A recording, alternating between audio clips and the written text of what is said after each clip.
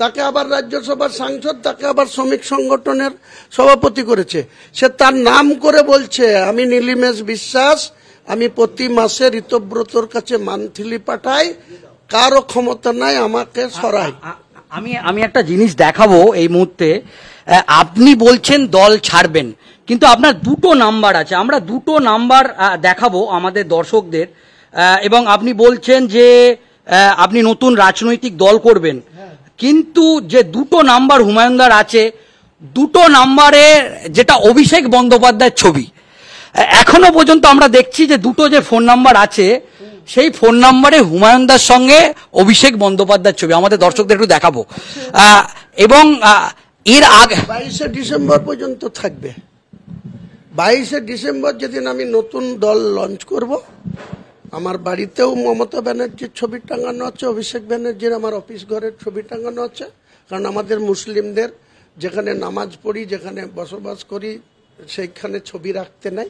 আমার অফিস ঘরে মমতা ব্যানার্জির ছবি, অভিষেকের ছবি আছে।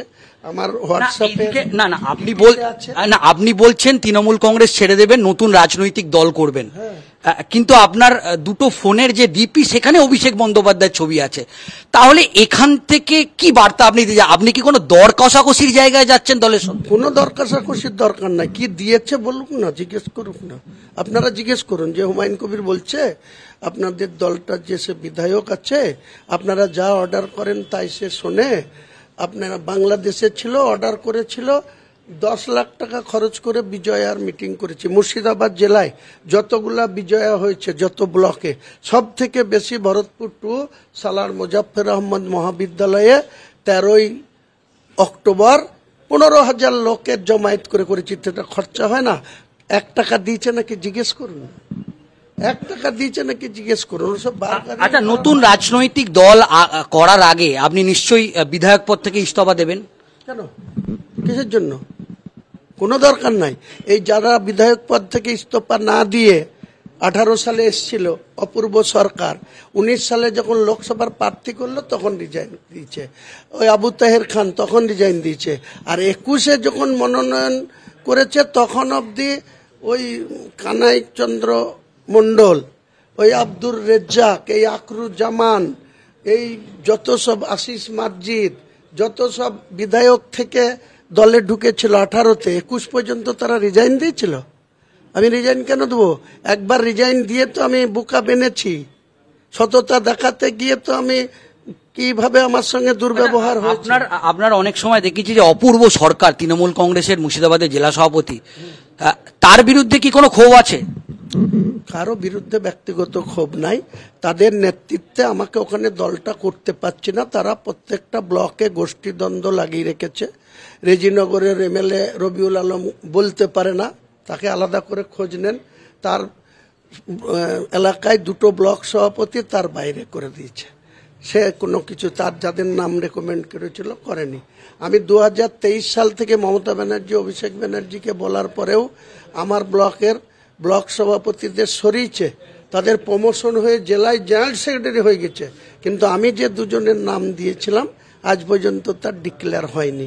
কাজেই আমাকে অত বেশি কচাবেন না। আমি মুর্শিদাবাদে একটা আমরা দেখছি যে বারবার একটা গোষ্ঠীদ্বন্দ্বের অভিযোগ উঠছে, বিভিন্ন সময় আপনি মুখ খুলছেন, বিভিন্ন ধরনের কথা বলছেন। শেষ পর্যন্ত তৃণমূল কংগ্রেসের যে গোষ্ঠী, একাধিক গোষ্ঠী, শেষ পর্যন্ত আপনি না পেরে কি নতুন রাজনৈতিক দলের রাস্তা বেছে নিলেন? দেখুন, এসব অপ্রাসঙ্গিক প্রশ্ন। কে কি পারে আর কে কি পারে না সেটা আমি তো আপনাকে আগেই বিশ্লেষণ করলাম, যে আমি দুবার প্রমাণ করেছি যে আমাদের তৃণমূলের প্রতীক ছাড়াও মুর্শিদাবাদের মানুষের কাছে হুমায়ুন কবিরের গ্রহণযোগ্যতা আছে। 16 এবং 19-এ প্রমাণ দিয়েছি, আবার আরেকবার 26-এ প্রমাণ দেব যে হুমায়ুন কবির মুর্শিদাবাদে হেলা ফেলা না, মানুষের কাছে তার গ্রহণযোগ্যতা আছে। সে মানুষের জন্য রাজনীতি করে, নিজের সম্পদ বাড়ার জন্য না, এবং নিজে কারোর সাথে ধিকফাজিল কিছু করে না।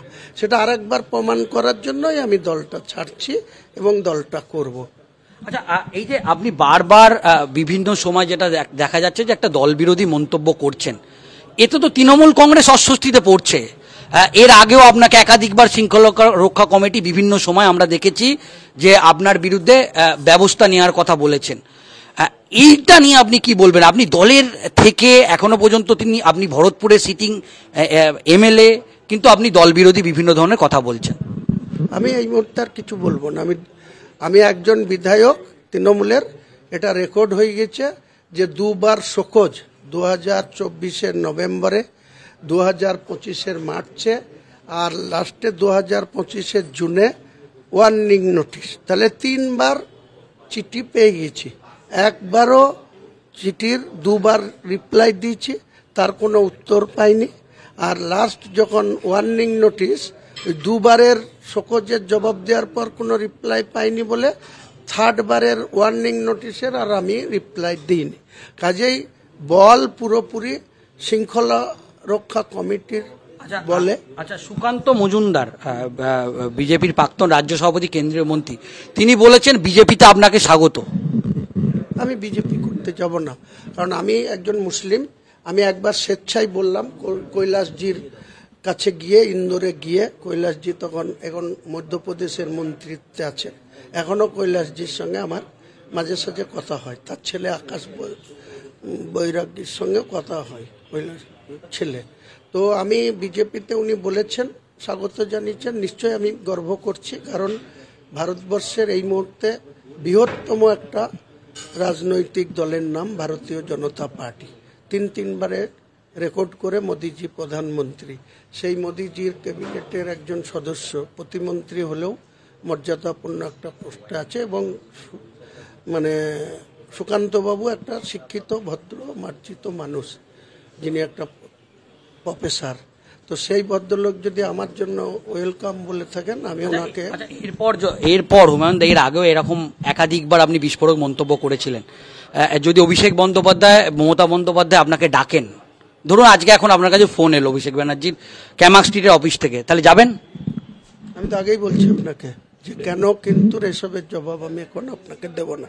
আমি 6 ডিসেম্বরের নিয়ে ব্যস্ত আছি। 6 ডিসেম্বর আমি ওখানে আপনাদের ক্যামেরায় বলেছিলাম, 2024 সালের 12ই ডিসেম্বর, তখন ওই জগন্নাথ মন্দির নিয়ে মমতা বন্দ্যোপাধ্যায় এতে ছিলেন, মানে ওইখানে ভিজিটে ছিলেন মেদিনীপুরে, ওই দীঘাতে। তার সেই সময় আপনারা আমাকে বিভিন্ন প্রশ্ন করেছিলেন। আমি নিজে থেকে বলেছিলাম যে বেলডাঙ্গাতে একটা বাবরি মসজিদ স্থাপন করব। সেই বাবরি মসজিদের নামে ট্রাস্টি করতে গিয়ে জানতে পারলাম যে ভারতবর্ষের স্বরাষ্ট্র মন্ত্রক বাবরি মসজিদ নামে কোনো ট্রাস্টি রেজিস্ট্রেশন দেবে না। তাই আমি আমাদের অ্যাঙ্কার একটা প্রশ্ন করছে যে মূল বিবাদটা কি অপূর্ব সরকার? না, এসবের